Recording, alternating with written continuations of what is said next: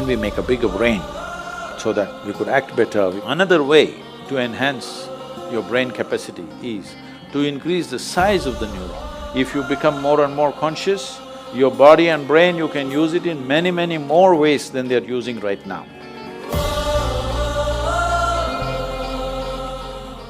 So I'm a big fan of Elon Musk, and he's on interplanetary travel, and that's what's on the card. You also going to Mars? No, not yet. I don't have so much money.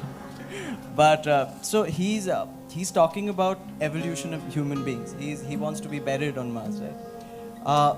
I think the last time we evolved was more than 15,000 years ago, and we may be due for an update. Where do you think the human race is going to go in the next 100 or maybe even 500 years, and how do you think we're going to upgrade? How are we going to evolve? I don't want to comment on Elon Musk. Well, he's made a nice car.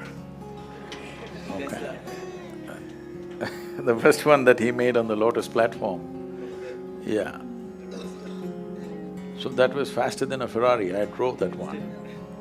So I have no complaints about him.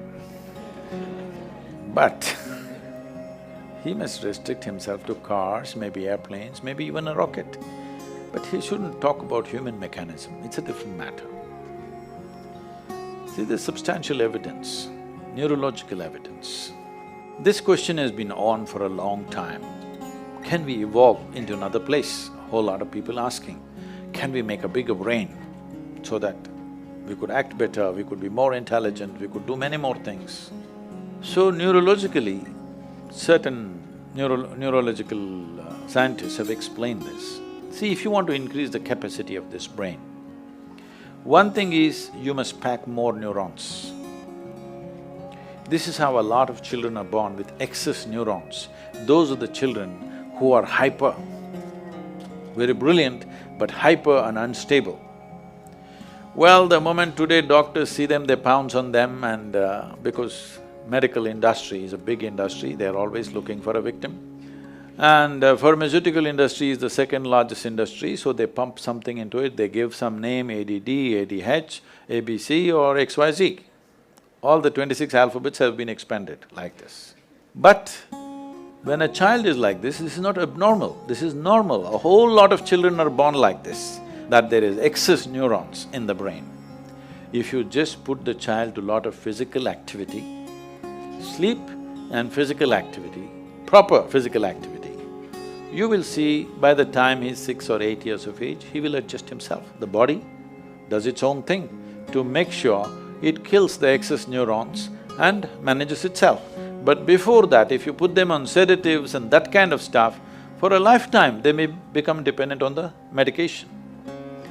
Having said that, another way to enhance your brain capacity is to increase the size of the neuron. If you increase the size of the neuron, the capacity of the brain could expand big time. But right now as you sit here in a restful condition, more than 20% of your energy is being consumed by your brain. Your brain is only this much, hardly 2 pounds. This much body consumes only 80%. This consumes 20% sitting here. If you increase the size of the neuron, the kind of energy that it will demand, the body cannot sustain. So this is what the neurological assessment is.